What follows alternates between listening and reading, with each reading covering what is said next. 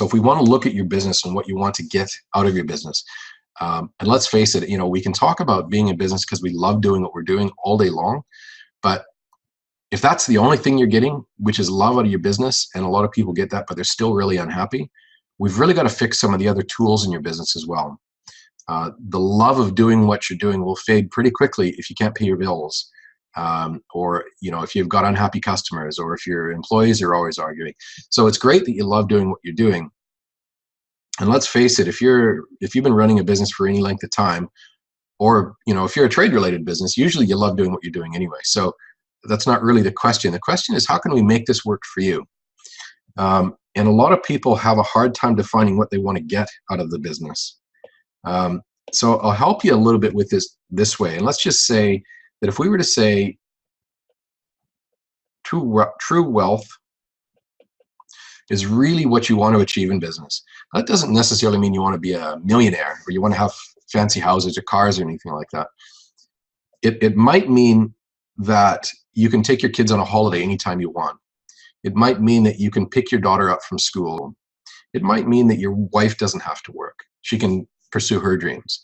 It might mean all kinds of things. True wealth can mean all kinds of things. But in life, if that's what we're trying to achieve, I think that's a pretty broad section of the human race, that we really want to achieve true wealth.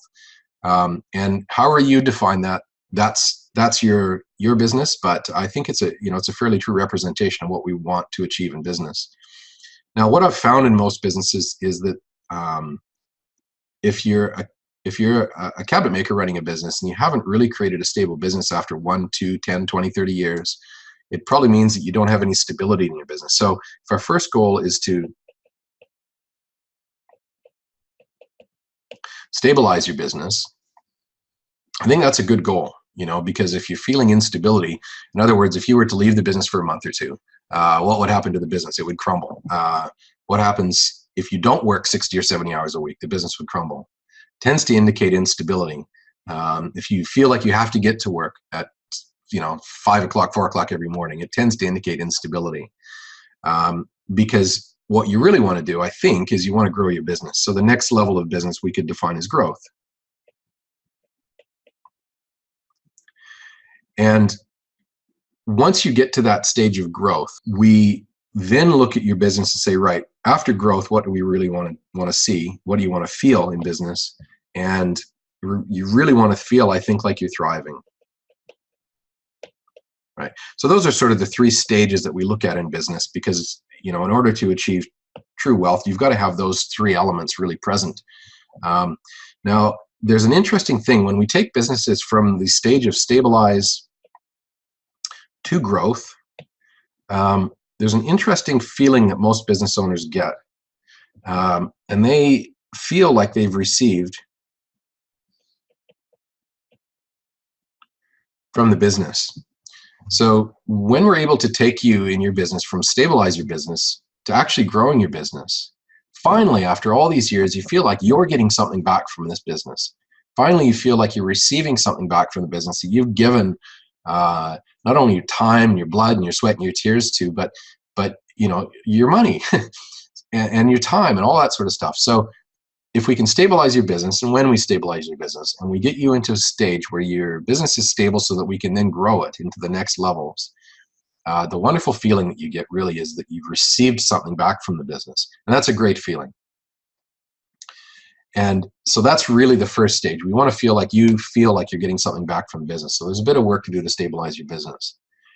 Now, there's another interesting stage. When we go from growth to thrive, when we go from this stage to this stage, it's almost like a reverse role, in that when people feel like they have a stable business that's growing, and you feel like you're in that zone where everything is good and you're moving into thrive mode, one of the wonderful things that people feel is they want to give back.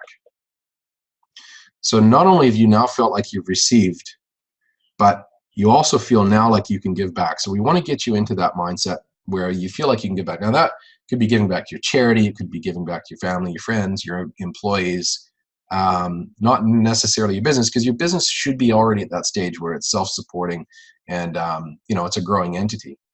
So once we get you into that giving mode and into thriving mode in your business, The place that most people enter then is freedom. So that's really the ultimate goal, is we want to get you, into a period of your life where you feel like you're finally getting something back from the business so that you can give back. It's a great position to be in life when you feel like you can give back and ultimately feel like you've got freedom, and your business is not holding you down. Now, that sequence of events is fairly easy to understand. And once we work to the outside of this business model, we start saying, okay, that's fantastic.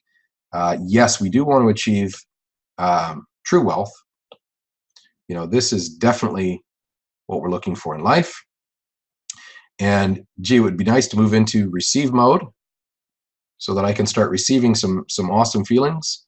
We want to be able to give back to people. That's great. I mean, if you give to a footy team or whatever it is you're giving to now, I'm sure you can relate to the, just the feeling of being able to give. But then getting that space in your life where you've got personal freedom to do what you want. That's really what you want to get back from your business. So how do we actually get you there? Well, that's sort of comes back to our foundations. What are we going to work on? So today, one of the foundations that we're going to work on is a foundation of costing. For a business to be stable, really one of the most important things is innovation. And we're going to talk today about innovative ways to do your pricing and your costing. And innovation doesn't necessarily mean the next cool product. Innovation can be in just cool ways of doing what you do. And so innovation, sales, and marketing is another element of how you run your business. The growth stage tends to need you to make your operations and your production really efficient, because you can't grow from a bad production facility or from bad operations. And also the culture, once you get into growth stage, becomes really important, because your business will not grow if the culture of your people, if your people just don't want your business to grow, it won't grow. And you're not going to grow the business on your own. Your team is going to grow your business. Your job is to inspire them to help you do it and inspire them to be part of what you believe in. So that's where culture kind of comes into in the growth areas. And then once we get those 4 areas really nailed down in your business, we could look at then your finance and admin areas of your business and your customer experience. Now, that's not to say any of these 6 areas we would look at exclusively and eliminate all the others. We'd probably look at the biggest need first. But my question for you is, if you look at these 6 areas, we've got innovation, sales and marketing, operations, production, culture, customer experience, and finance and admin. Which ones of those areas in your business need the most attention? And we're gonna traffic light them. And so essentially, the ones that need the most work in your business, we're gonna give a red, and the ones that are working really well, give a green. So let's talk about the good ones first. Which ones in your business are working really, really well? Let's highlight those with green. Gary says production. Ryan says sales and marketing. Andrew says production. Yeah, that's pretty common. So, so for production, operations works pretty well. Let's say that your sales and marketing, I only have one person saying sales and marketing, so I'm not going to highlight that one. Quite often, finance and admin is working really well. So that's working really well. Areas often, from other times that I've asked this question, oftentimes, let's say your customer experience is working particularly well, but what we more often find is that innovation is not great.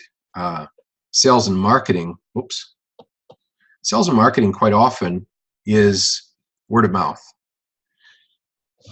The worst marketing strategy is word of mouth, because someone can stop talking about you today and you'll have no strategy to deal with that, and you'll have no way of knowing that that's going to happen. So word of mouth is not a strategy. It's a result of a good strategy. Without a good strategy, word of mouth is really just dangerous. And the other thing we hear quite a lot is the culture of this business. The employees are always arguing. So most often we find that there's, a good percentage of areas in the business that need help. So that's essentially the broad overview of how our program works. And today we're talking about trying to get your quoting system up and running a little bit better. I'm just going to pause for a second and get everybody to put their hand up and see if